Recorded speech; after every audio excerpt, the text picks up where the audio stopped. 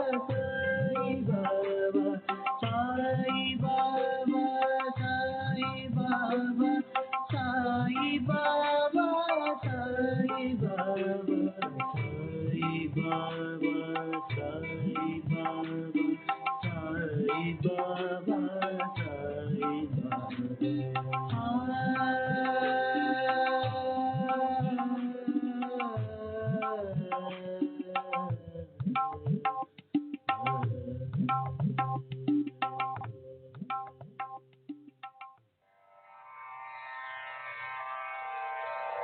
श्री सच्चिदानंद सद्गुरु साईनाथ महाराज की जय। सद्गुरु श्री साईनाथुनि शरद बाबूजी की जय।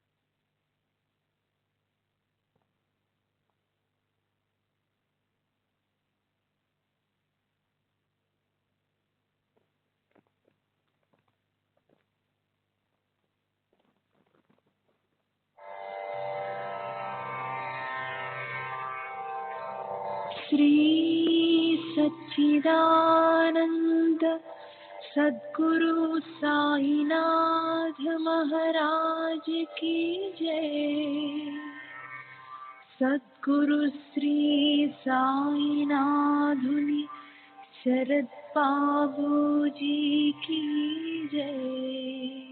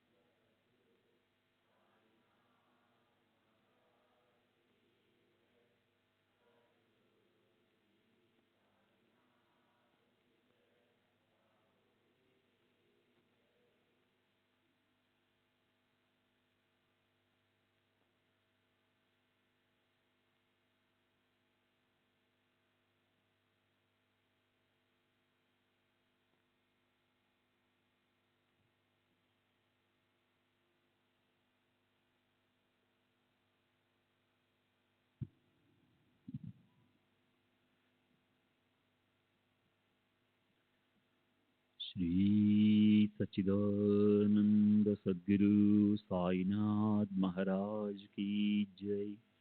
सद्गुरु श्री साईनाथ शरद बाबू जी की जय। శ్రీ సాయినాథాయ నమః. శ్రీ సాయిబాబా సత్య చరిత్ర 35వ అధ్యాయం నిన్నటి తరువాయి.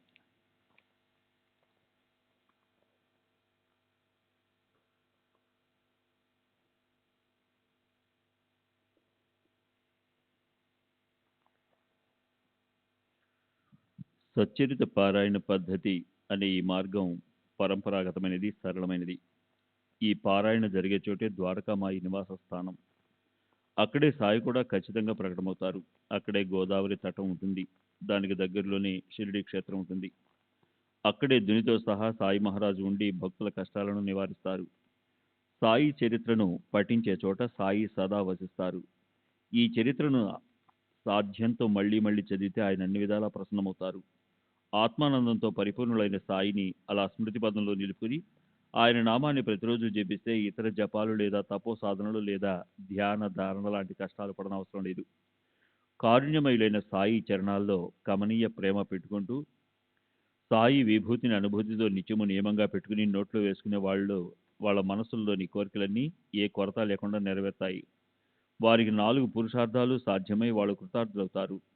స్వార్థ పరమార్థాల్లోని కఠిన తాత్పర్యాలన్నీ స్పష్టంగా కనిపిస్తాయి. విభూతి స్పర్శతో మహాపాపాది భయంకర పాతకాలు ఉపపాతకాలు సమూలంగా నశిస్తాయి. లోపల బయట పరిశుద్ధులవుతారు. సరే, విభూతి పెట్టుకోవడంలోని విశిష్టత నిజానికి భక్తులకు తెలుసు. కానీ శ్రోతలకు శ్రేయస్సు కలగాలని ఆ వర్ణనను విస్తరించానన్న మాట కూడా సరికాదు. నాకు స్వయంగా దాని మహిమ ఉన్నదున్నట్లు సరిగ్గా తెలియదు. అయినప్పటికీ శ్రోతల హితం కోసం సంక్షిప్తంగా దాన్ని నిరూపించాను. కనుక సాయికి వందనం చేసి శ్రోతలను నేను ఇలా ప్రార్థిస్తున్నాను. మీకు మీరే అనుభవించి చూడండి. నేను చెప్పే మాట వినండి. ఇక్కడ తర్క కుతర్కాలతో పని లేదు. అత్యంత పూజ్యభావం ఉండాలి. బుద్ధి చాంచల్యం ఇక్కడ పనికిరాదు. శ్రేష్ఠ శ్రద్ధాళువులు కావాలి. శ్రద్ధ లేకుండా కేవలం తర్క కుతర్కాలు చేసేవారు, వాద వివాదాలు చేసేవారు లేదా విమర్శకులకు మహాత్ముల నుంచి ఉత్తమ ఉపదేశం ప్రాప్తించదు. శుద్ధ భావికులకే అది లభిస్తుంది. కథలోని లోటుపాట్లన్నీ సాయి ప్రేరణ వల్లే కలిగాయనుకుని దోష దృష్టి పెట్టకుండా సాయి సచ్చరితను చదవండి. అందుకు రసిక పాఠక బృందం తమ మనోప్రాంగణంలో నిరంతరం గుర్తుంచుకోవటానికి కారుణ్యామృత సాగరం ప్రేమమూర్తి అయిన సాయిబాబాను స్థాపించుకోండి.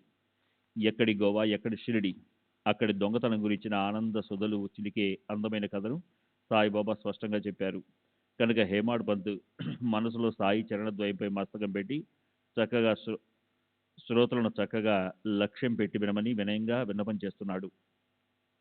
సర్వులకి శుభమస్తు. ఈ ప్రకారంగా సత్పురుషులు సజ్జనులు ప్రేరణ కలిగించిన భక్త హేమాడ్ పంత్ రచించిన శ్రీ సాయి సమర్థుల సత్య చరిత్రలోని చికిత్స ఖండనం విభూతి మండనం అనే పేరు గల 35వ అధ్యాయం ముగిసింది. శ్రీ సద్గురు సాయినాథ్ అర్పణమస్తు. శుభం భవతు. 35వ అధ్యాయానికి పరిపూర్ణ వివరణ. గడిచిన 3 అధ్యాయాల్లో సాయిబాబా విభూతి గుండె అపార మహిమను గుణాలను గురించిన వర్ణన అడుగడుగునా వచ్చింది.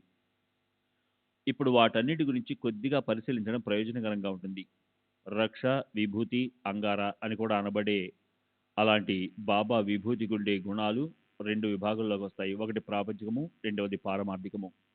ఒకటి ప్రాపంచికం. ఇందులోని ముఖ్యమైన గుణం ఏమిటంటే మానవ జీవన ప్రాంగణంలో బాధించే ఏ రకమైన వ్యాధి వడగాట్పులనైనా సమూలంగా నయం చేయటం. ఉదాహరణకి ప్లేగు, ప్రసవ వేదన, గర్భద్వారం మూసుకుపోవడం, సర్పం లేదా తేలుకాటు, దుస్వప్నాల వల్ల నిద్ర చెడిపోవడం, అసలు నిద్రే పట్టకపోవడం, ఎముక వ్రణం అంటే ఎముకలో లోతుగా ఏర్పడిన వ్రణం, గినియా, అపస్మారకం, మూత్రపిండాల్లో రాళ్ళు, కడుపులో గడ్డ మొదలైనవి. అందుకు శ్రద్ధ, సహనం మాత్రం కావాలి. శ్రద్ధ అంటే బాబా విభూతితో వ్యాధులు నయమవుతాయన్న దృఢ విశ్వాసం. సహనం అంటే వ్యాధి నయమేందుకు ఎంత ఆలస్యం పట్టినా ధైర్యాన్ని సడలనీయకుండా ఎదురు చూడడానికి సిద్ధంగా ఉండడం. వ్యాధి తిరగబెట్టినప్పటికీ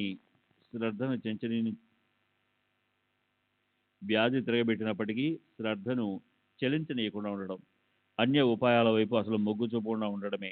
అఖండంగా జ్వలించే బాబా దినులుని విభూతి వెనుక బాబా దైవశక్తి ఉంది. కానీ సందర్భం వచ్చినప్పుడు భక్తులకుండే దృఢమైన శ్రద్ధ వల్ల ఆ దైవశక్తి అగరొత్తుల బూడిద లేదా దారిలోని మట్టిలో నుంచి కూడా ఉత్పన్నమవగలదు. రోగిని వదిలి దూరంలో ఉండే మరో వ్యక్తికి పెట్టినప్పటికీ దాని ప్రభావం ప్రకటమవగలదు.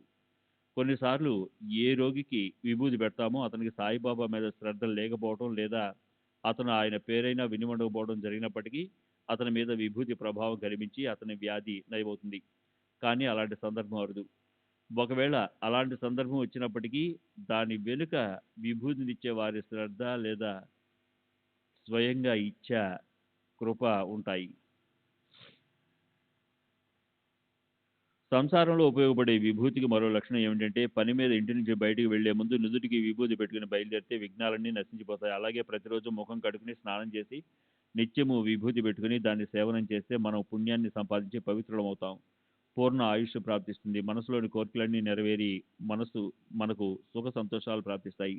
చివరికి ఎలాంటి కష్ట సమయంలోనైనా, అంటే అది అంచనాలకు మించి ఎక్కువగా అతిథులు వచ్చే అప్రతిష్ట కలగల సంకటమైన విభూతిని ఉపయోగిస్తే అది ఉత్తమ ఫలితాన్ని ఇస్తుంది. 2. పారమార్థికం. పారమార్థిక పనులు అంటే ఈశ్వర ప్రాప్తి గురించి చేసే సాధనా మార్గంలో అన్నింటిలోకి మొదటి అవసరం శారీరక మానసిక శుద్ధి. విభూతిని దేహానికి పూసుకోవడం అంటే పూజ కోసం నీటితో స్నానం చేసి దేహాన్ని శుద్ధి చేసుకున్నట్లే శాస్త్రాలు దీన్ని అంగీకరించాయి. కానీ దానితో పాటు అలా చేయటం వల్ల మనసు శాంతంగా, పవిత్రంగా అవుతుంది. అది లోపల, బయట నిర్మలత ప్రాప్తించడానికి సాయం చేస్తుంది. అలాగే విభూతి స్పర్శతో భయంకర మహాపాతకాలు, ఉపపాతకాలు సమూలంగా నశిస్తాయి. ముక్తిగాంత వచ్చి భక్తుల ముంగిట వాళ్తుంది. ఇంతేకాదు పారమార్థిక మార్గం యొక్క గుహ్యార్థం వారికి స్పష్టమై వారికి పారమార్థికం సాధ్యమవుతుంది. వాళ్ళు కృతార్థులవుతారు. అన్నిటికన్నా ముఖ్యమైన విషయం విభూతి పంచడంలో బాబా ఏం సూచించేవారో అది గుర్తుపెట్టుకుంటే పారమార్థికంలో భక్తులకి గొప్ప లాభం కలుగుతుంది. విభూతి అంటే బూడిద లేదా మట్టి, జగత్తు కూడా ఈ విభూతి లాంటిదే. ఇలా వ్యాపించిన ఈ విశ్వం నాశవంతమైనది. చివరికి అది బూడిదైపోవాల్సిందే. మన దేహం కూడా ప్రారంధాలను అనుభవించడం కోసం పంచమహాభూతాలతో తయారైన కట్టె. ప్రారంధం ముగిసిపోతే మనం మరణిస్తాం. మనం బూడిదైపోతాం. భార్యాపుత్రులు, మేనమామలు, మేనల్లుళ్ళు వీళ్ళు ఎవరికి ఏమీ కాదు. మనం నగ్నంగా వచ్చాం, నగ్నంగానే పోవాల్సి ఉంది. ఇది గుర్తుపెట్టుకొని దేహం మీద, సంపత్తి మీద మిథ్యాభిమానం, లోభం పెట్టుకోకుండా ఉండాలి. ఆ ప్రకారంగా విభూతిలో ఉన్న అంతరార్థాన్ని గుర్తుపెట్టుకుంటే పరమార్థాన్ని పోషించే వివేకపూర్ణ వైరాగ్యం ఉత్పన్నమవుతుంది. సరే, అప్పుడప్పుడు భావనా తరంగాలు ఉప్పొంగితే బాబా రాగసుధులడిగే సుస్వర శబ్దంతో ఈ క్రింది ద్రుపదని పాడుతూ ఉండేవారు. రమతే రామ ఆయోజి ఆయోజి ఊదియాంకి గోనియల్ ఆయోజి.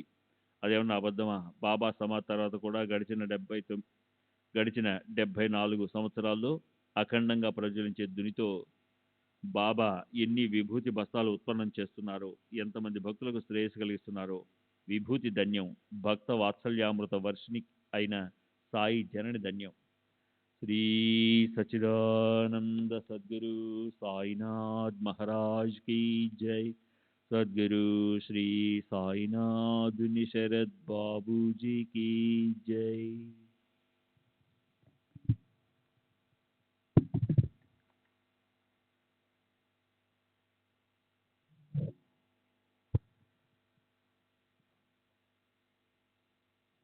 ముప్పై 36వ అధ్యాయము. సర్వవ్యాపకత, ఆశీర్వాద సాఫల్యత. అన్ని చోట్ల ఉండగల సాయిబాబా శక్తి, ఆయన ఆశీర్వాదము ఫలతూపమవటము. శ్రీ గణేశునికి నమస్కారము. శ్రీ సరస్వతీదేవికి నమస్కారము. శ్రీ గురు మహారాజ్కి నమస్కారము. శ్రీ కులదేవతకి నమస్కారము. శ్రీ సీతా శ్రీరామచంద్రులకి నమస్కారము. శ్రీ సద్గురు సాయినాథునికి నమస్కారము. గడిచిన అధ్యాయంలో దొంగతనానికి సంబంధించిన ఒక అందమైన కథ చెప్తానని నేను మీకు మాటిచ్చాను. ఆ కథను వినటానికి మనసునే ఏకాగ్రం చేయండి. ఇది కథ కాదు, మనసుకి సంతోష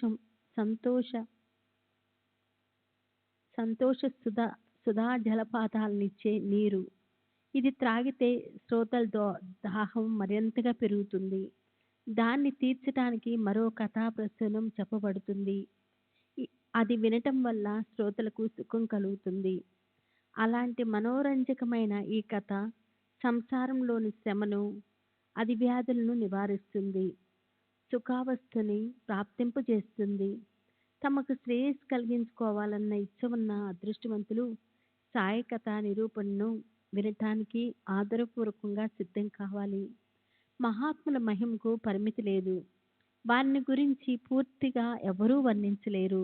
ఇక నాక అర్హత ఎక్కడిది? ఆ విషయం నాకు బాగా తెలుసు. కానీ భక్తకున్న ఈ పాటి అహంకారాన్ని కూడా సాయి తీసేస్తారు. దాన్ని తామే తీసుకొని ఆ చతురులైన సాయి ఎవరి చేతనైనా సరే తమ గుణ సంపద గురించిన వర్ణను భక్తులకు వినిపిస్తారు.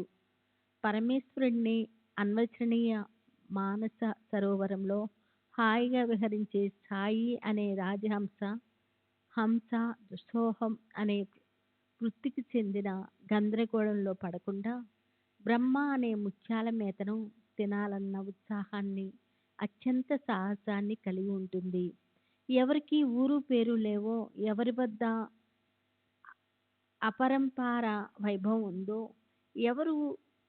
ఎవరు తమ కనుబొమ్మముడితో అంటే దృష్టి విక్షేపంతో ఒక్క క్షణంలో నిరుపేదను రాజుగా చేయగలరో, ఆ తత్వజ్ఞాన అవతార పురుషుడు పేరు ప్రతిష్టలకు దూరంగా ఉండి అనేక రకాల సంఘటనలను సంభవింపచేసి స్వయంగా ప్రత్యక్ష అనుభవాన్ని పొంది ఉండటం వల్ల భక్తులకు పరమేశ్వరుని ప్రత్యక్ష దర్శనం కలిగిస్తారు. ఆయన కృపామృతాన్ని రుచి చూసిన వారికి వేరు వేరు రూపాలతో దర్శనమిస్తారు.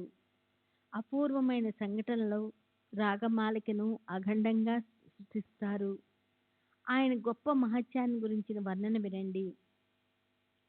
ఆయన్ని ఏకాగ్రంగా చింతన చేస్తూ మనసులో దృఢ నిశ్చయాన్ని పెట్టుకొని ఆయన్ని ప్రేమతో స్తుతించి భజించే వారికి ఆయన ఏ లోటు రానివ్వరు. వారిని చక్కగా సంరక్షిస్తారు. ఆయనకి తమ కథా సురాభిలాలంటే సురాభిలాలాలంటే ఎంతో ఇష్టము. అందుకే వాటిని నాకు సతతము గుర్తుకు తెప్పించి శ్రోతలను భక్తులను నిమిత్త మాత్రులుగా చేసి భక్తుల మనోరథాలను నెరవేరుస్తున్నారు. సాంసారిక వ్యవహారాలను త్యాగం చేసి పారమార్థకం వైపు సదా మనసుని అంతఃకరణ నిలిపి చేతిలో చక్రాన్ని ధరించే శ్రీ విష్ణువుని అంటే పరమేశ్వరుణ్ణి వశం చేసుకొని ఉండే ఆయన అనంత ప్రాణులను ఉద్ధరించారు. ఆయన పట్ల దేశీయులు విదేశీయులు భక్తి కలిగి ఉంటారు. వారి భక్తి అనే జెండా ఎత్తుగా గగనసేనలో ఎగురుతుంటుంది. ఆయన దీనులను దుర్బలను పిలిపించుకునేవారు. వారందరినీ మనోరథాలను నెరవేర్చేవారు. సరే, ఇప్పుడు ఆ పరమ పవిత్రమైన సాయి చరిత్రను శ్రద్ధగా వినండి. అప్పుడు ఆ వక్త శ్రోతలు నోరు చెవులు పూర్తిగా పాపం నుంచి ముక్తులవుతాయి. ఒకసారి గోవాలో ఉండే ఇద్దరు వ్యక్తులు బాబా దర్శనానికి వచ్చారు. వారిద్దరూ ఆయన దర్శనంతో ఆనందించి సాయి చరణాల వద్ద సాయి చరణాల పట్ల ఆకర్షితులైనారు. ఇద్దరూ కలిసి వచ్చినప్పటికీ సాయిబాబా ఒక్కరినే దక్షిణ అడిగారు. ఆయన అతనితో నాకు 15 రూపాయలు ఇవ్వు అన్నారు. అతను ఆనందంగా ఇచ్చాడు. రెండో వ్యక్తి నుంచి ఏమీ కోరలేదు. అయినా అతను 35 రూపాయలు ఇచ్చాడు. కానీ బాబా వాటిని వెంటనే తిరిగి అతనికే ఇచ్చేశారు. అందుకు అతనికి విస్మయం కలిగింది. అప్పుడు మాధవరావు దేశపాండే కూడా అక్కడే ఉన్నాడు. బాబా భేదభావాన్ని చూసి అతను బాబాని ఏమని అడిగాడో వినండి. బాబా, అదేంటి అలా చేశారు? ఇద్దరు మిత్రులు కలిసే వచ్చారు కదా. ఒకరిని దక్షిణ అడిగారు, రెండో వారిని స్వయంగా ఇచ్చినా తీసుకోకుండా తిరిగి వారికే ఇచ్చేశారు. మహాత్ముల దగ్గర ఈ భేదభావం ఎందుకు? ఒకరిని మీ అంతట మీరే అడిగారు, రెండో వారు సంతోషంగా ఇచ్చినప్పటికీ దాన్ని తిరిగి అతనికి ఇచ్చి అతన్ని నిరాశపరిచారు.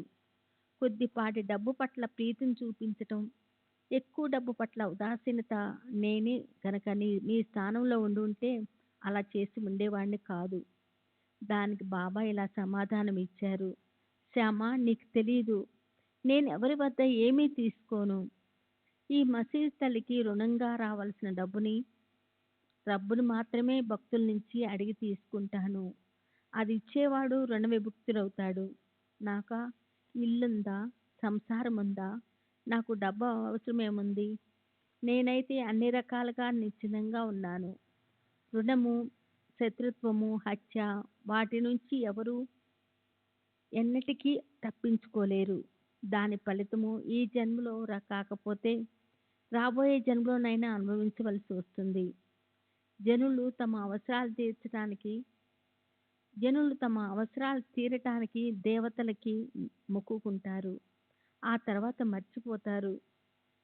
ఆ తర్వాత వారిని దాని నుంచి విడిపించడానికి నేను బాధపడవలసి ఉంటుంది. మీకు దీన్ని గురించిన చింత లేదు. అవసరమైనప్పుడు మీరు ఎంతో నమ్రతతో విన్నవించుకుంటారు. తర్వాత మర్చిపోతారు. నా భక్తుల్లో రుణశేషం లేని వాళ్ళ మీద నాకు ఎంతో ప్రేమ ఉంటుంది. మొదట్లో ఈ వ్యక్తి దరిద్రుడు.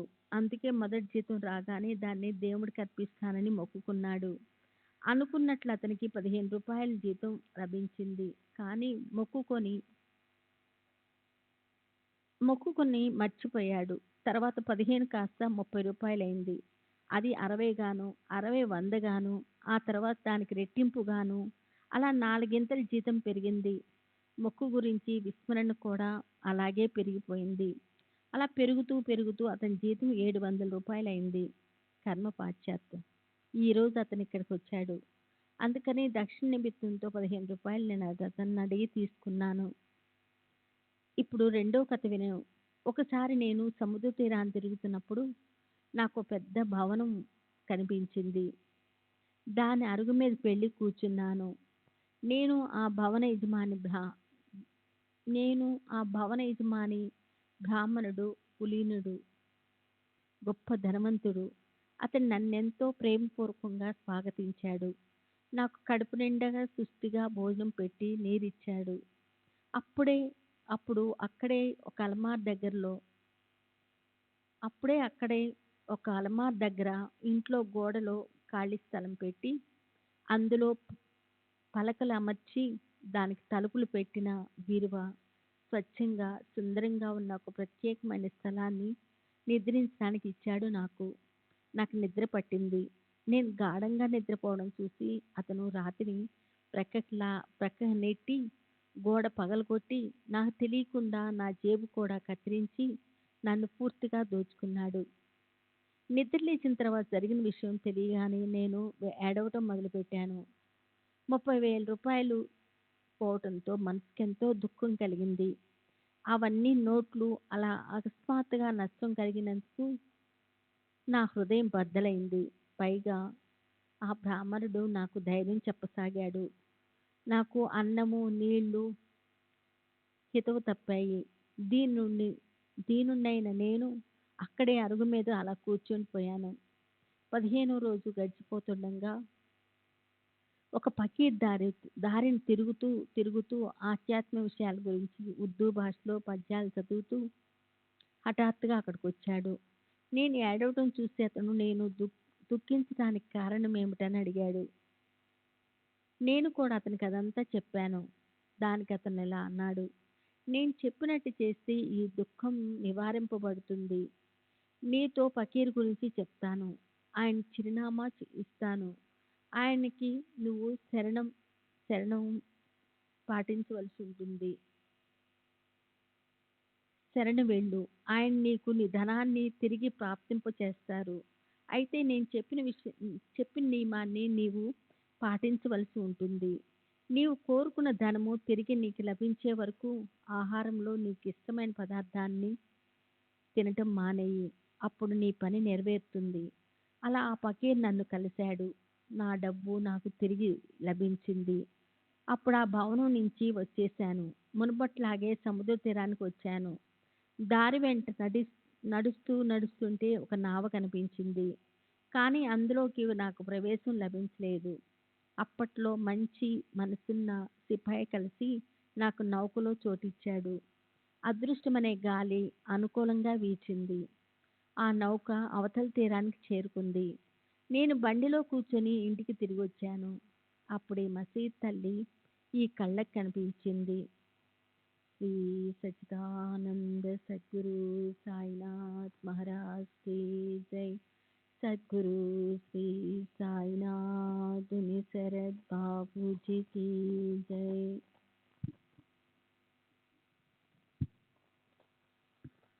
శ్రీ సచ్చిదానంద సద్గురు సాయినాథ్ మహారాజ్ की जय. सद्गुरु श्री साईनाथ शरद बाबूजी की जय. ఇక్కడ బాబా కథ పూర్తయింది. అప్పుడు ఈ అతిథులను మీ ఇంటికి తీసుకెళ్ళి వాళ్ళకి భోజనం పెట్టు అని శ్యామకి ఆజ్ఞ ఇచ్చారు ఆయన.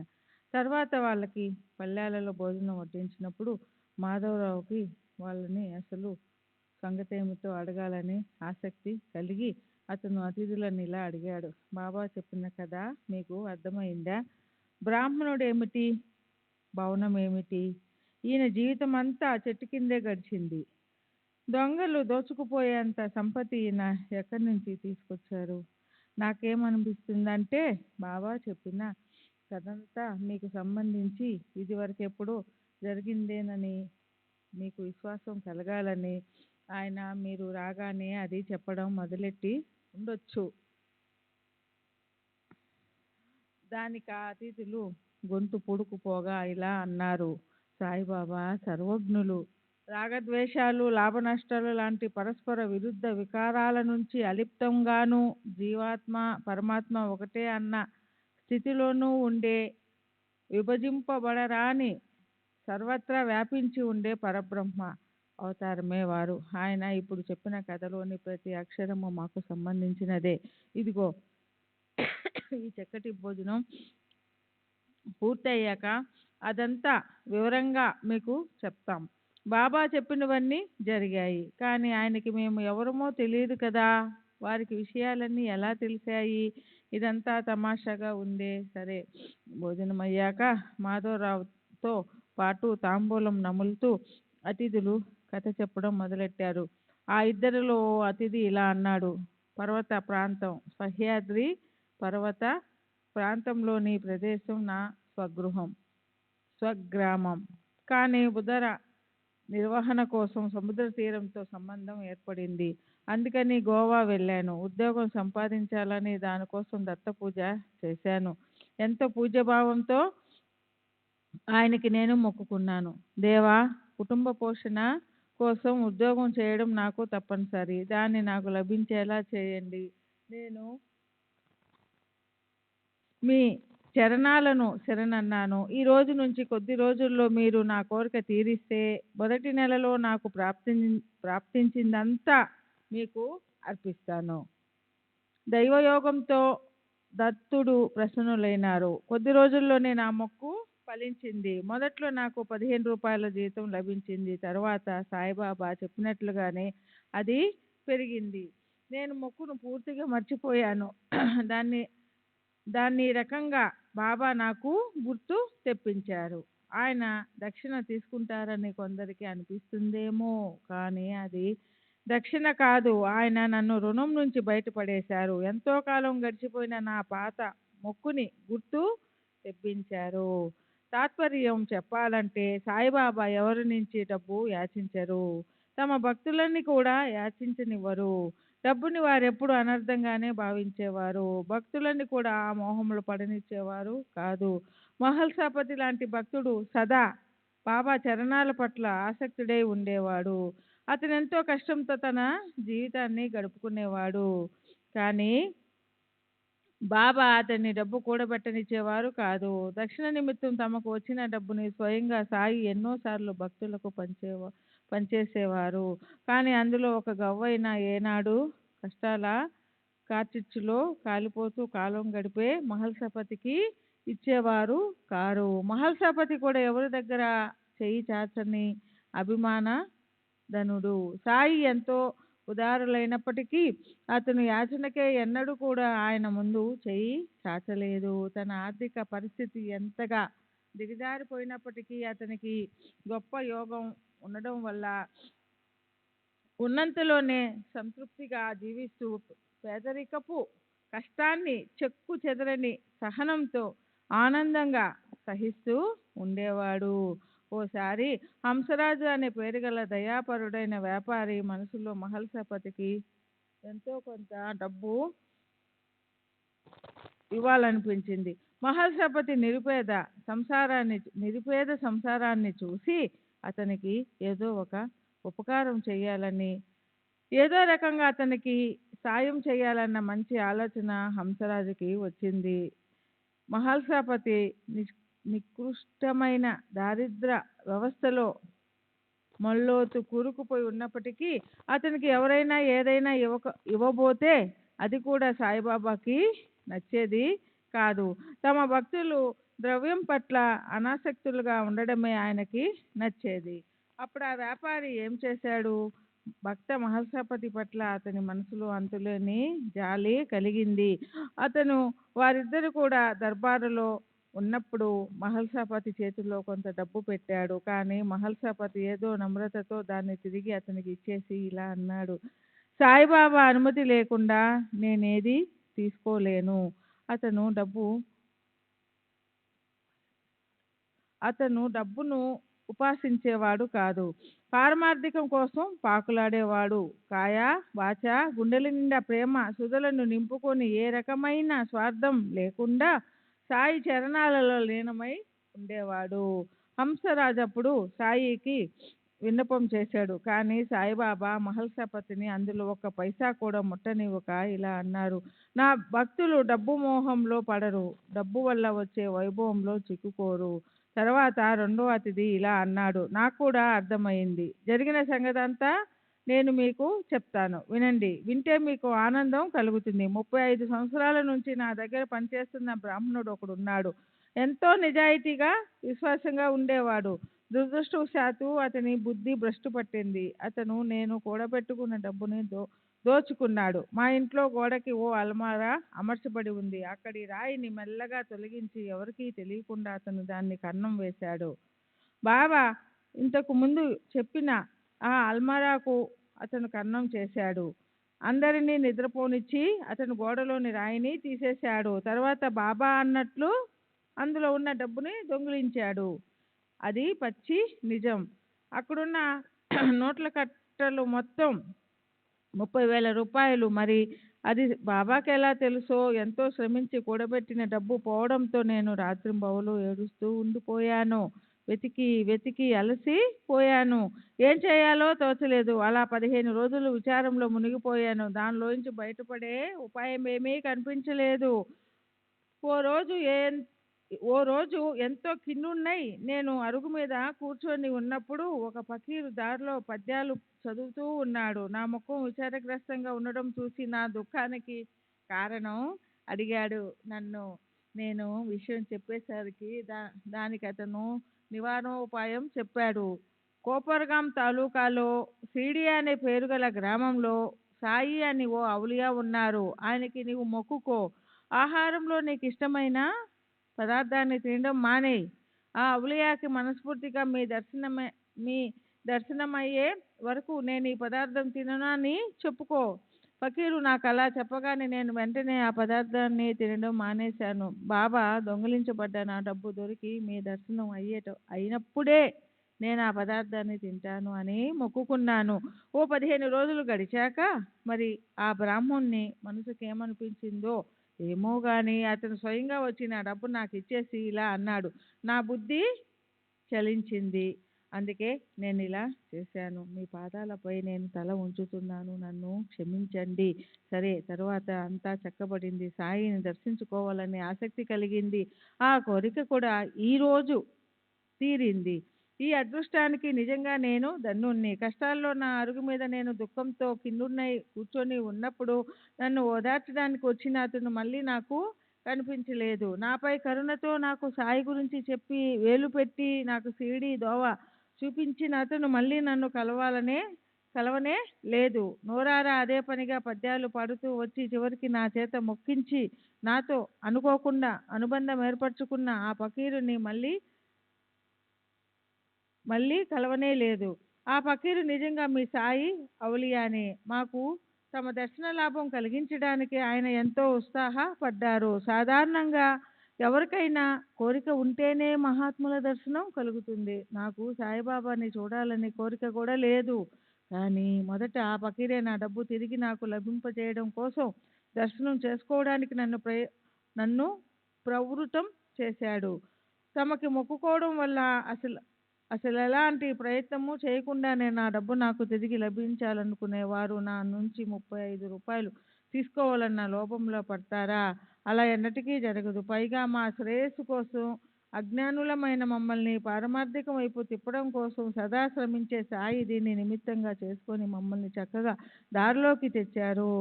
ఆయన అవతరించిందే అందుకు. లేకపోతే భక్తిహీనులము పామరులము అయిన మేము ఈ సంసారం నుంచి ఎలా గట్టెక్కగలం? ఒక్క క్షణం దీన్ని ఆలోచించండి. సరే, పోయిన డబ్బు దొరికినందుకు నాకెంతో ఆనందం కలిగింది. మొక్కు గురించి నేను మర్చిపోయాను. డబ్బు లోభం నిజంగా అనర్థదాయకం.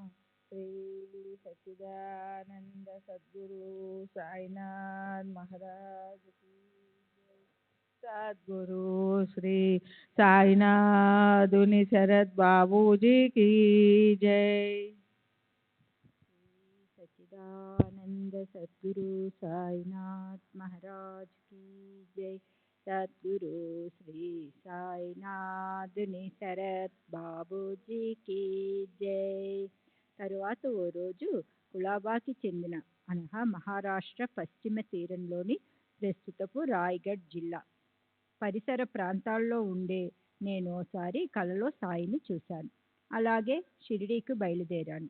నౌకలో ఎక్కవద్దని అభ్యంతర పెట్టినా గాని ఒక సిపాయి చేసిన ప్రయత్నంతో ప్రయాణంలోని కష్టం తప్పిపోయింది అని సాయి సమర్థులు తమ ప్రయాణాన్ని గురించి చెప్పినదంతా ఎంతో నిజం. కానీ ఇవన్నీ వాస్తవానికి నాకు కలిగిన ఇబ్బందులే. నౌకలో ఎక్కేందుకు నన్ను అనుమతించమని నిజంగానే ఎవరో ఒక సిపాయి నా గురించి విన్నపం చేశాడు. మొదట్లో నౌకలోని అధికారి నన్ను ఎక్కనివ్వలేదు. కానీ తరువాత నౌకలో నాకు చోటిచ్చి ఆదరించాడు. ఆ సిపాయి కూడా నాకు తెలియనివాడే. కానీ అతను వారితో నాకితను తెలుసు అని చెప్పాడు. దాంతో నన్ను ఎవరూ అడ్డగించలేదు. నేను నౌకలో ఎక్కి కూర్చున్నాను. అలా ఆ నౌకకి సిపాయికి చెందిన వృత్తాంతమంతా నా విషయంలోనే జరిగింది. వీటిని సాయి తమకి జరిగినట్లు చెప్పారు. ఈ అద్భుతాన్ని చూసి నా బుద్ధి స్తబ్దంగా అయింది. సాయి ఇక్కడ ఎలా ఉన్నారో అదే విధంగా అన్ని చోట్ల నిండి ఉన్నారు అనిపించింది. ఆయన లేని ఖాళీ స్థలం ఒక్క అణువంతైనా లేదు.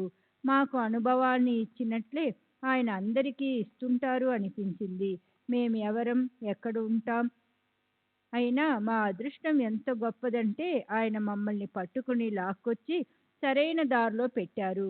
నా డబ్బు దోపిడీ అవటమేమిటి, నేను మొక్కుకోవటమేమిటి, అసలు ఈ మొక్కంతా అద్భుతం.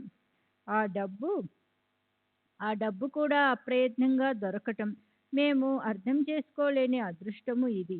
ఎవరి దర్శనం ఇంతకు ముందు ఎన్నడూ కాలేదో, చింతన జరగలేదో, పేరైనా వినలేదో అలాంటి ఆయన మమ్మల్ని గుర్తించుకోవటం ఎంత విచిత్రం. సంవత్సరాల తరబడి ఆయన సాన్నిధ్యంలో ఉండి రాత్రింబవళ్ళు తత్పరతతో సేవించే భగవద్భక్తులు ధన్యులు. ఎవరితో కలిసి సాయి ఆడుకుంటారో, నవ్వుతారో, కూర్చుంటారో, మాట్లాడుతారో, నడుస్తారో, తింటారో, నిద్రిస్తారో, కోపిస్తారో వారందరి అదృష్టం గొప్పది. మీరు ఎంతో అదృష్టవంతులు అనిపిస్తుంది. మీ పుణ్యం వల్లే మీరు మానవ దేహాన్ని ధరింపచేసి ఈ మూర్తిని ఇక్కడకు రప్పించుకున్నారు. ఎన్నో జన్మల పుణ్యం వల్ల మాకు ఈ షిరిడి లభించింది. శ్రీ సాయి దర్శన యాత్ర కోసం సర్వస్వాన్ని దిగతుడిచి ఇవ్వాలి లేదా ఖర్చు పెట్టాలన్న కోరిక కలిగింది. సాయి మహారాజు స్వయంగా సాత్విక అవతార పురుషులు. ఆయన ఆచరణ ఎంతో గొప్ప విష్ణు భక్తుడి ఆచరణలా ఉంటుంది.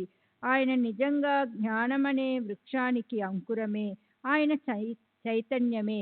అంటే శుద్ధ జ్ఞానమనే ఆకాశంలో ప్రచండ కాంతులతో శోభించే సూర్యుడే. సరే, మేం చేసుకున్న పుణ్యం వల్లే మాకు ఈ మసీది తల్లి కలిసింది.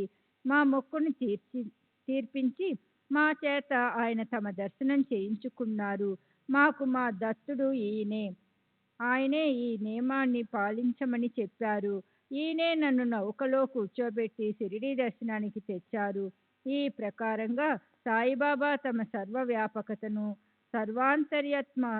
సర్వాంతర్యాత్మ్యత్వాన్ని, సర్వసాక్షిమత్వాన్ని గురించిన జ్ఞానాన్ని మాకిచ్చారు. సుధలను పొంగించి మమతల దరహాసలొలికించే ఆయన మోముని చూసి మనసు ఆనంద మకరందంలో మునకలు వేస్తుంది. సంసార దుఃఖం మర్చిపోయాం. పారమార్థికాన్ని సాధించాలన్న ఉల్లాసం ఉరకలు వేస్తూ బయటకు ఉప్పొంగుతుంది.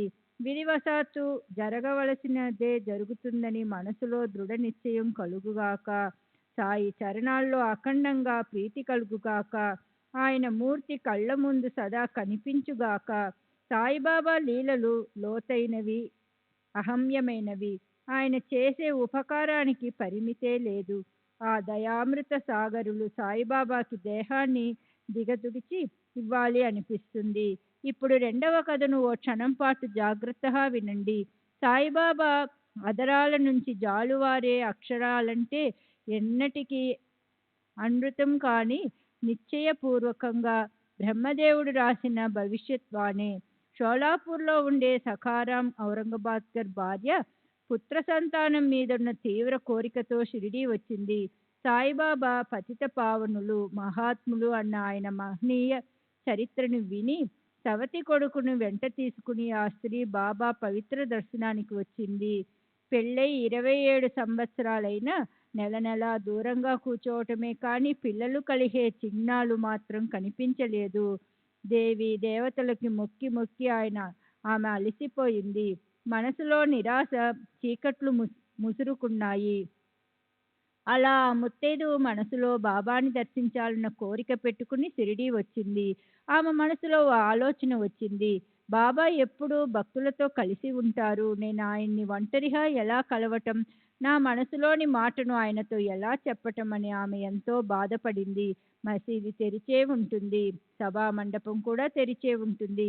బాబా చుట్టూ ఎప్పుడూ భక్త బృందం పోగై ఉంటుంది. నా కలతను ఆయన చెవిన వేయటం నాకు చచ్చినా కుదరదు. ఆమె విశ్వనాథం అనే పేరుగల ఆమె సవితి కొడుకు అక్కడే బాబాని సేవిస్తూ 2 నెలలు ఉండిపోయారు. ఓసారి బాబా వద్ద విశ్వనాథం గాని ఇతర భక్తులు ఎవరూ గాని లేకుండా చూసి మనసులో కోరిక పెట్టుకున్న ఆ స్త్రీ మాధవరావుకి ఏమని విన్నపం చేసిందో వినండి. మీరు సరైన సమయం చూసి నా మనసులో ఉన్న కోరికను బాబా చెవిన వేయండి.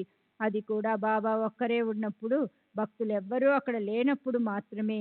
ఎవరూ వినకుండా ఆయనకు చటుక్కుని చెప్పండి. దానికి మాధవరావు ఇలా సమాధానం ఇచ్చాడు. మసీదు ఖాళీగా ఎప్పుడూ ఉండదు. దర్శనం కోసం ఎప్పుడు ఎవరో ఒకరు వస్తూనే ఉంటారు. సాయి దర్బారు తెరిచే ఉంటుంది. అక్కడ ఎవరిని ఎవరు ఆపరు. అలాగే నీకొకటి చెబుతున్నాను. నా మాటలు బాగా గుర్తుంచుకో.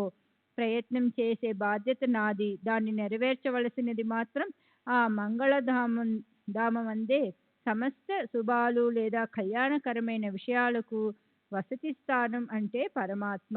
చివరికి సుఖశాంతులను ఇచ్చేది ఆయనే. చింతలను నశింపచేసేది ఆయనే. నీవు మాత్రం చేతిలో ఓ కొబ్బరికాయ, అగరొత్తి తీసుకుని బాబా భోజనానికి కూర్చునే సమయంలో సభా మండపంలో నేల మీద కూర్చో. భోజనమయ్యాక బాబా ప్రశాంతంగా ఉన్నప్పుడు చూసి నేను నీకు సైగ చేస్తాను. అప్పుడు నీవు పైకి రా. సరే, అలా చేస్తుండగా ఓ రోజు అదృష్టవశాత్తు దైవం అనుకూలించే సమయం వచ్చింది. ఓ రోజు సాయి భోజనం అయిపోయాక అనుకోకుండా అవకాశం వచ్చింది. సాయిబాబా తమ చేతులు కడుక్కున్న తరువాత మాధవరావు బట్టతో ఆయన చేతులు తుడుస్తున్నప్పుడు బాబా ప్రశాంత చిత్తంతో ఏం చేశారో చూడండి. ప్రేమతో ఉల్లాసంగా ఆయన మాధవరావు బుగ్గ గిల్లారు. అప్పుడు ఆ దైవానికి భక్తుడికి మధ్య జరిగిన ప్రేమ సంవాదాన్ని వినండి. మాధవరావు వినయశీలి, కానీ అతను కోపమొచ్చినట్లు నటిస్తూ బాబాతో పరిహాసంగా ఇలా అన్నాడు. ఈ లక్షణం మంచిదేనంటారా? తీవ్రంగా ఇలా బుగ్గ గిల్లుతూ చిలిపిగా ప్రవర్తించే దైవం మాకొద్దు. నేనేమైనా మీకంత పరువు తక్కువ పని చేశానా? మన చనువుకి ఫలితం ఇదేనా? దానికి బాబా ఇలా సమాధానం ఇచ్చారు. గడిచిన 72 జన్మల్లో నేను నీ మీద ఎప్పుడైనా చెయ్యి వేశానా? గుర్తు చేసి చూసుకో. దానికి మాధవరావు, మాకెప్పుడు కొత్త కొత్త మిఠాయిలను తినిపించే దైవం కావాలి. మాకు మీ నుంచి గౌరవ మర్యాదలు అవసరం లేదు. స్వర్గంలోని విమానం కూడా అక్కర్లేదు. మీ పాదాల పట్ల కృతజ్ఞతను జాగృతం చేసి ఉంచండి. ఆ దానమే మాకివ్వండి అన్నాడు. అప్పుడు బాబా ఇలా అన్నారు. దానికోసమే నేను ఇక్కడికొచ్చాను. మీ చేత అవి తినిపిస్తూ నా మనసులో మీ పట్ల ప్రేమ అయింది. శ్రీ సచిదానంద సద్గురు సాయినాథ్ మహారాజ్ కీ జై. సద్గురు శ్రీ సాయినాథ్ నిసరత్ బాబూజీ కీ జై. శ్రీ సచిదానంద సద్గురు సాయినాథ్ మహారాజ్ కీ జై. సద్గురు శ్రీ సాయినాథ్ నిసరత్ బాబూజీ కీ జై. ఇంత అయి బాబా కటకటాల దగ్గర తమ ఆసనంలోకి వెళ్ళి కూర్చున్నాక మాధవరావు ఆ స్త్రీకి సైగ చేశాడు. తన పని కోసం సిద్ధంగా ఉన్న ఆమె వెంటనే లేచి హడావుడిగా మెట్లెక్కి బాబా ముందు వినయపూర్వకంగా వంగి నిలబడింది. వెంటనే ఆయనకు కొబ్బరికాయ సమర్పించి పాదాలకు నమస్కరించింది. బాబా ఆ కొబ్బరికాయని తమ చేత్తో తీవ్రంగా కటకటాలకేసి కొట్టి ఇలా అన్నారు. శ్యామ, ఈ కొబ్బరికాయ బాగా శబ్దం చేస్తోంది. అదేమన్నద అదేమనదలుచుకొందంటావు? శ్యామ వెంటనే అవకాశం చూసుకొని బాబాతో ఏమన్నాడో వినండి. తన కడుపులో ఇలాంటి శబ్దం రావాలని ఈ స్త్రీ మనసులో ఉంది. దాన్నలాగే జరగనీయండి. ఆమె ప్రశ్నకు సమాధానం చెప్పండి. మీ పాదాల్లో ఈమె మనస్సుని అఖండంగా నిలపండి. మీరు ఈమె వైపు కృపాదృష్టితో చూడండి.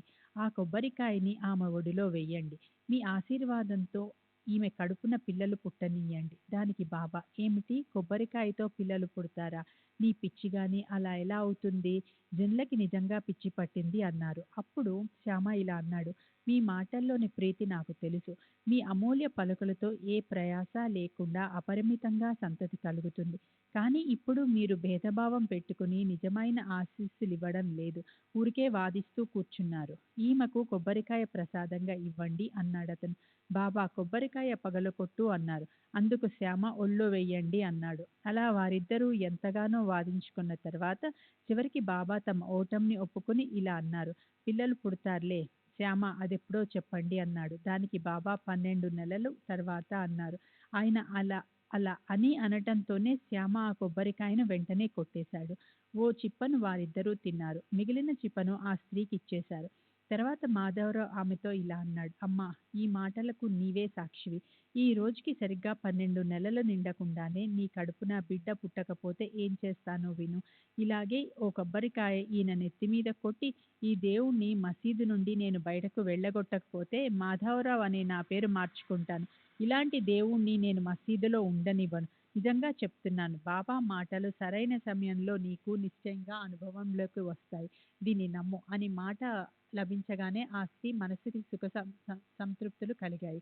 బాబా చరణాలపై సాష్టాంగపడి ప్రశాంత చిత్తంతో ఆమె తన ఊరికి వెళ్ళిపోయింది. తన శ్యామ ఎప్పుడూ తన పట్ల అనురక్తుడై ఉంటాడు కనుక తమ భక్తుడి మాటని నిలబెట్టడం కోసం ప్రేమకు బంధింపబడ్డ సాయినాథునికి కొద్దిగా కూడా కోపం కలగలేదు. భక్తులన్న మాటలను నిజం చేయడానికి, శరణన్న వారిని కాపాడడం కోసం కృపామృత సాగర్లు దయామయులైన సాయి భక్తులచే ఇవ్వబడిన మాటను ముద్దుగా తీరుస్తుంటారు. శ్యామ తన గారాబు భక్తుడు. అతను చూసే ప్రేమలో ఆయన యోగ్యాలను పట్టించుకోరు. భక్తుల సంకల్పాలను నెరవేర్చడమే మహాత్ముల నియమం. సరే, 12 నెలలు గడిచాక బాబా తమ నిశ్చయాన్ని నెరవేర్చారు. 3 నెలల గడిచాక ఆ స్త్రీ గర్భం ధరించింది. అదృష్టవశాత్తు ఆమెకి కొడుకు పుట్టాడు. 5 నెలల బిడ్డను తీసుకుని ఆమె షిరిడీకి బాబా దర్శనానికి వచ్చింది. ఆమె భర్త కూడా ఆనందంతో సాయి చరణాలకి నమస్కరించి పాదాలకి 5 రూపాయలు అర్పించాడు. మనసారా బాబాకి కృతజ్ఞతలు చెప్పుకొన్నాడు. ఈ డబ్బుతో బాబా శ్యామకర్ణ గుర్రానికి శాశ్వతంగా ఉండేందుకు గోడలు కట్టి నివాస స్థానం నిర్మింపచేశారు. అందుకే అలా సాయిని నిరంతరం ధ్యానం చేయటంలో, ఆయన్ని గుర్తు తెచ్చుకోవటంలో, ఆయన చింతన చేయటంలో హేమాడ్ పంత్కి శాంతి లభిస్తుంది. తన నాభిలోనే జవ్వాది జాతికి చెందిన పిల్లి అండంలోని కస్తూరి అనే సుగంధ ద్రవ్యం ఉన్నప్పుడు దాని కోసం అన్ని వైపులా ఎందుకు తిరగాలి? హేమాడ్ పంత్ సతతము సాయి చరణాల్లో లీనమై ఉండి అపరిమిత సుఖ లాభాన్ని పొందుతాడు. రాబోయే అధ్యాయం దీనికన్నా మనోరంజకమైనది. అందులో బాబాని ఆయన ప్రేమిక భక్తులందరూ మసీదు నుండి చావడిలోకి ఆనందంతో ఊరేగిస్తూ తీసుకెళ్లడాన్ని వర్ణించాను. అలాగే బాబా హండా, అన్నం వండి అతి పెద్ద మూతిగల గున్నెలను గురించిన కథ, ప్రసాద వితరణ, వినోద గోష్ఠి మొదలైన వాటిని రాబోయే అధ్యాయంలో శ్రోతలు వినాలి. అప్పుడు శ్రోతలకు ఉత్సాహం కలుగుతుంది. సర్వులకి శుభమస్తు. ఈ ప్రకారంగా సత్పురుషులు, సజ్జనులు ప్రేరణ కలిగించిన భక్త హేమాడ్ పంత్ రచించిన శ్రీ సాయి సమర్థుల సత్యచరిత్రలోని సాయి సర్వవ్యాపకత ఆశీస్సులతో సాఫలత అనే పేరుగల 36వ అధ్యాయం ముగిసింది. శ్రీ సద్గురు సాయినాథ అర్పణమస్తు. శుభం భవతు. శ్రీ సచ్చిదానంద సద్గురు సాయినాథ్ మహారాజ్ కీ జై. సద్గురు శ్రీ సాయినాథుని శరద్బాబుజీకి జై. 17వ అధ్యాయము చావడి వర్ణనం. చావడి ఉత్సవము వర్ణనం. శ్రీ గణేశునికి నమస్కారం. శ్రీ సరస్వతీదేవికి నమస్కారం. శ్రీ గురు మహారాజ్కి నమస్కారం. శ్రీ కులదేవతకి నమస్కారం. శ్రీ రామచంద్రులకి నమస్కారం. శ్రీ సద్గురు సాయినాథునికి నమస్కారం. సాయి చరిత్ర ధన్యం. ఆయన నిత్య చరణం ధన్యం. ఆయన క్రియలన్నీ కూడా తెలియబడరాని అద్భుతాలు. వాటిని జరిగినవి జరిగినట్లు సవిస్తంగా వర్ణించటము అశక్యం. ఆయన నిజ చరిత్రకి అంతులేదు. ఆయన జీవన వృత్తాంతం ధన్యం. ఎన్నటికీ వెనుకంజ వేయక పదునైన కత్తి మీద నడవటం లాంటిది. అత్యంత కఠినమైన ఆయన నిత్య నియమం నిజంగా ధన్యం. ఒక్కసారి ఆయన బ్రహ్మానందంలో లీనమైపోతారు. ఒకసారి ఆయన ఆత్మజ్ఞానంతో తృప్తిగా ఉంటారు. ఒక్కొక్కసారి అన్ని చేసి కూడా ఆయన కేవలం సాక్షిగా ఉంటారు. ఆయన స్థితి ఎప్పుడూ ఒకేలాగా ఉండేది కాదు. ఒక్కొక్కసారి ఆయన ఏమీ చేసేవారు కాదు. అలా అని నిద్రించేవారు కాదు. తమ నిజ స్వార్థాన్ని గుర్తుపెట్టుకొని ఆయన సదా ఆత్మస్వరూపంలో సావధానులై ఉండేవారు. ఒక్కొక్కసారి సముద్రంలాగా ప్రసన్నులై ఉండేవారు. కానీ దానిలాగా ఆయన నిగూఢంగా ఉండేవారు. ప్రవేశించటం కష్టంగా, ఎంతో నిగూఢంగా, లోతుగా ఉండటం వల్ల ఆయన అగాధ రూపాన్ని యథార్థంగా ఎవరు వర్ణించలేకపోయేవారు. పురుషుల పట్ల ఆయన సోదర భావంతో ఉండేవారు. స్త్రీలంతా ఆయనకు తల్లులు, చెల్లెళ్ళు. ఉద్దేశతో ఉండే బ్రహ్మచారి అని ఆయన ప్రసిద్ధి చెందారు. అలాంటి సత్సంగంతో బుద్ధికి మరణ పర్యంతము ఎన్నడూ చెలించని స్థిరత్వము ప్రాప్తించుగాక. ఆయన్ని సేవించాలనే కోరిక తీవ్రంగా ఉండగాక. ఆయన చరణాల పట్ల అన్యోన్య భక్తి కలుగుగాక. అన్ని ప్రాణాల్లోనూ భగవద్భావము ఉండుగాక. సాయిబాబా నామంలో అఖండ ప్రీతి ఉండుగాక. ఆయన ఒక్కొక్క చర్యని చూసి దానికి కారణాన్ని వెదికి దాన్ని విమర్శించే వారి ఆలోచనలు చివరికంటూ పడుతుంది. వారు తటస్థంగా స్వస్థంగా ఉండిపోతారు. కొందరు స్వర్గ సుఖాల కోసం ప్రయత్నిస్తారు. స్వర్గలోక మహత్యాన్ని గొప్పగా కీర్తిస్తారు. భూలోకాన్ని తుచ్చంగా చూస్తారు. ఇక్కడ చనిపోతున్నామన్న భయం ఉంటుంది. అవ్యక్తంలోంచి అకారానికి వస్తే దాన్నే వ్యక్తం అంటే జన్మించటం అంటారు. తర్వాత వారే అవ్యక్తంలో ప్రవేశిస్తే దాన్ని మృత్యు అంటారు. శ్రీ సచ్చిదానంద సద్గురు సాయినాథ్ మహారాజ్ కీ జై. సద్గురు శ్రీ సాయినాథుని శరత్ బాబుజీకి జై. అని శ్రీ సచ్చిదానంద సద్గురు సాయినాథ్ మహారాజ్ की जय. సద్గురు శ్రీ సాయినాథుని శరత్ బాబూజీకి జై. కానీ వాళ్ళకి తెలీదు. అధర్మం, అజ్ఞానం, రాగం, ద్వేషం ఇత్యాదులు మృత్యువు వైపు తీసుకువెళ్లే పాశాలు. వాటిని పూర్తిగా ఉల్లంఘన చేసేవారికే స్వర్గలోకంలో ప్రవేశం లభిస్తుంది. స్వర్గం అంటే ఏమిటి?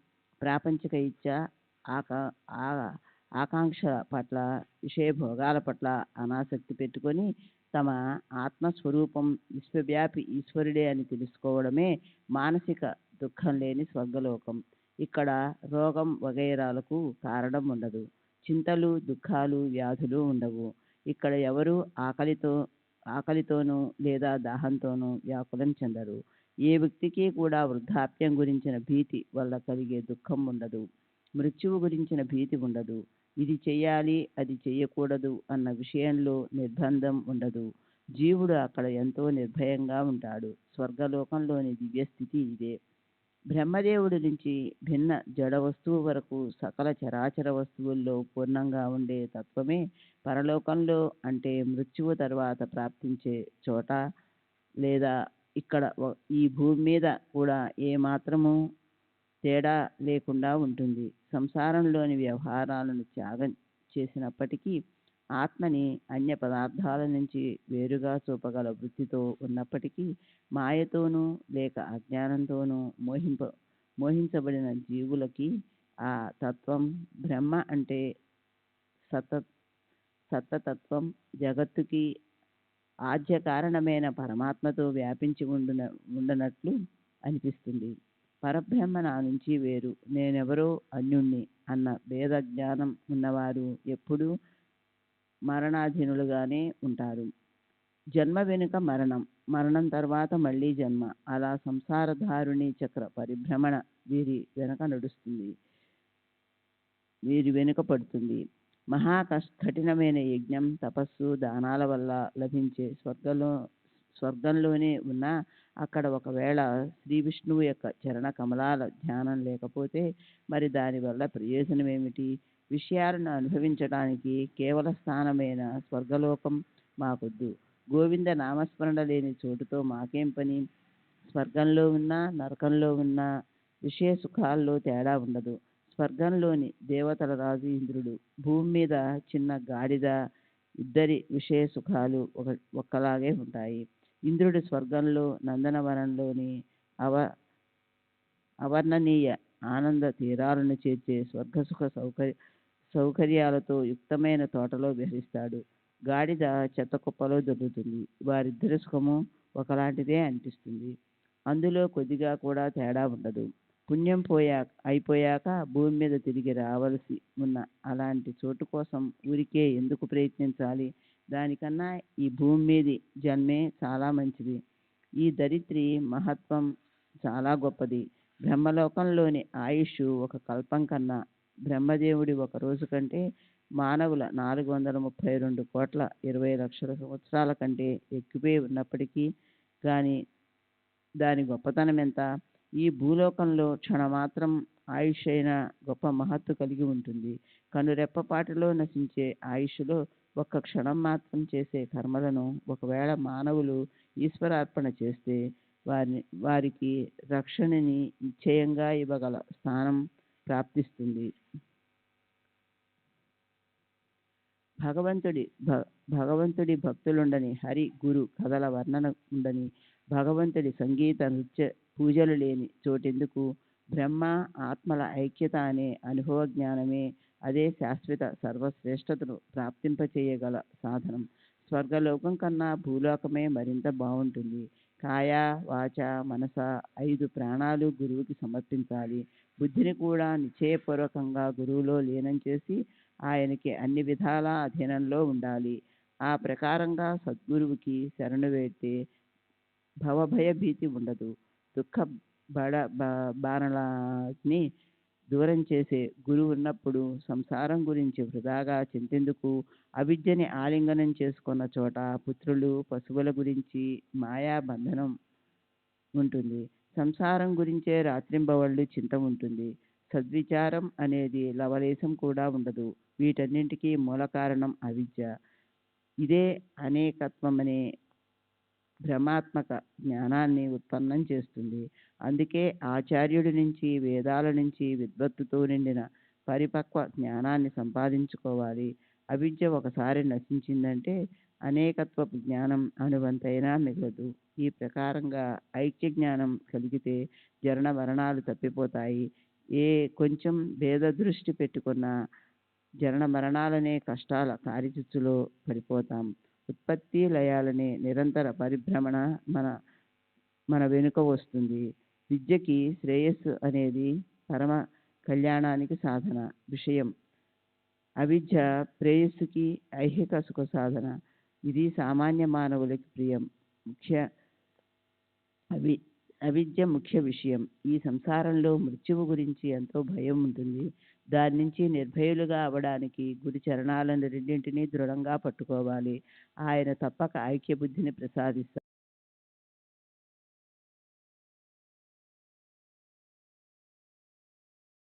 లవలేశం కూడా ఉండని అలాంటి భేదరహితమైన గురువు చరణాలను సేవించండి. ఆయన నుదుటిపై శుద్ధ ప్రేమ అనే చందనం పెట్టండి. ఆయనకి భావార్థమనే పీతాంబరాన్ని కట్టండి. అప్పుడు ఆయన తమ భక్తులకి విశ్వంభరుడని దర్శనం ప్రసాదిస్తారు.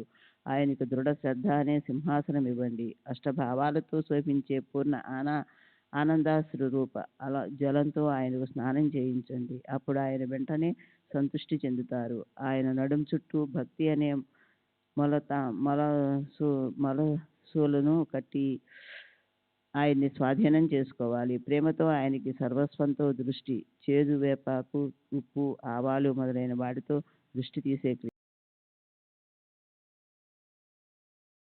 చిదానంద సద్గురు సాయినాథ్ మహారాజ్ की जय। सद्गुरु श्री साईनाथ शरद बाबू जी की जय।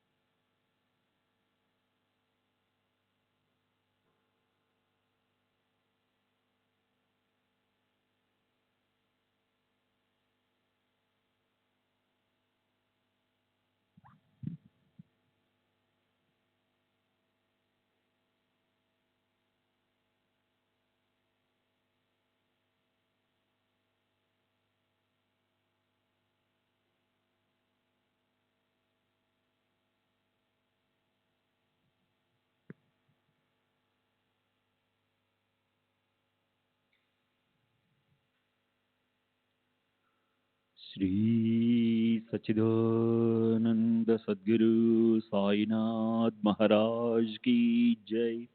सद्गुरु श्री साईनाथ शरद बाबू जी की जय। साई रहम नजर करना, बच्चों का पालन करना। साई रहम नजर करना, बच्चों का पालन करना। जाना तुमने जगत पसार, सब ही झूठ जमाना। जाना तुमने जगत पसार, सब ही झूठ जमाना। साई रहम नजर करना, बच्चों का पालन करना। साई रहम नजर करना, बच्चों का पालन करना। मैं अंधा हूँ बंदा आपका, मुझसे पथ दिखलाना। मैं अंधा हूँ बंदा आपका, मुझसे पथ दिखलाना।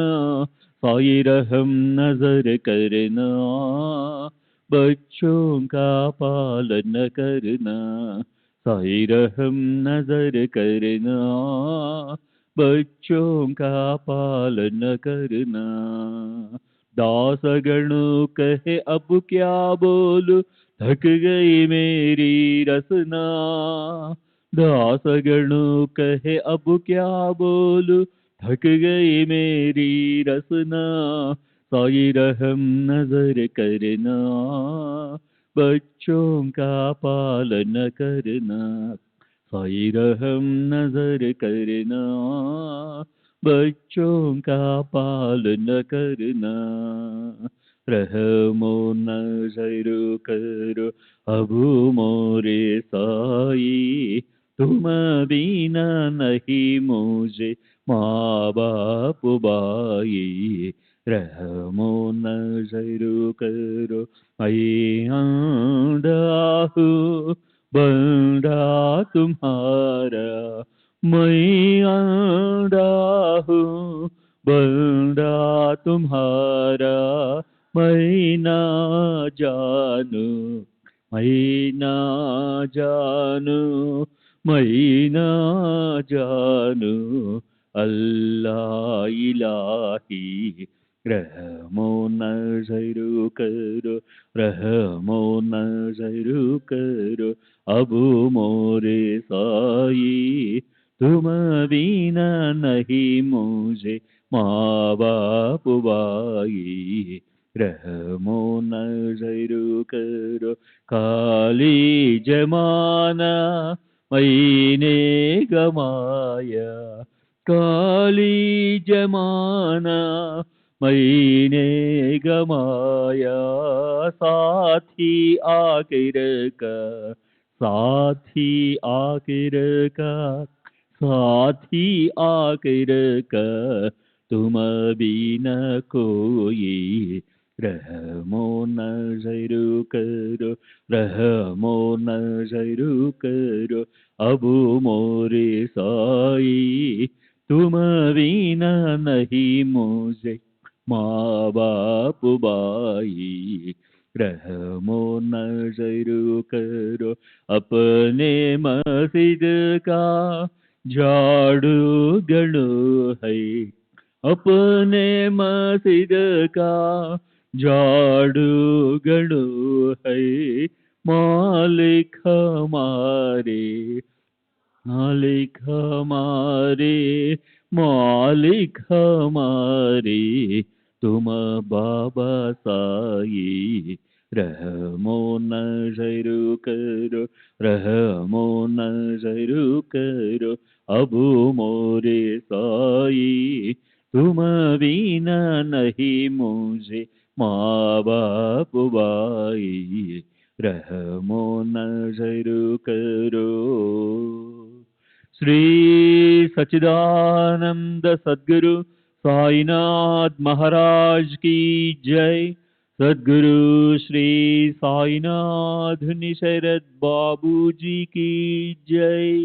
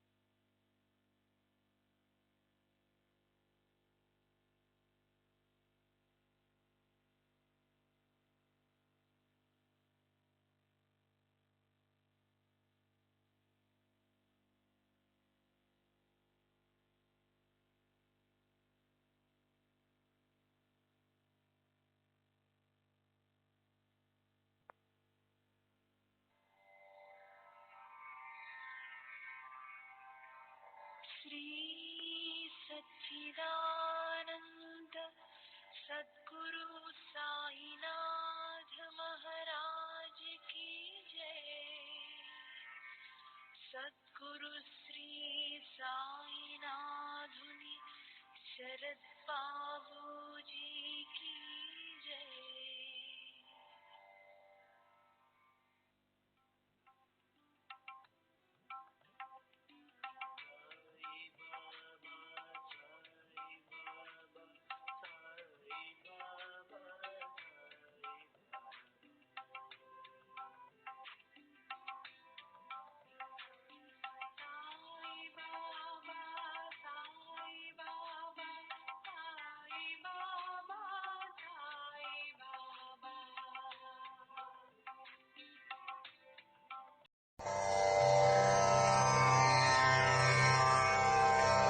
श्री सच्चिदानंद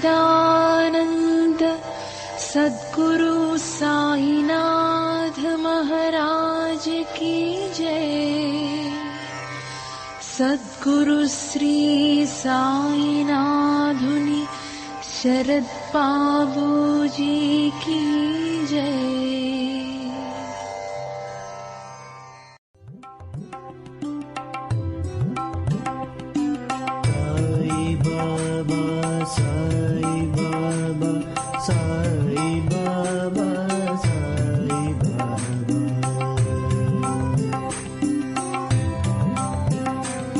साई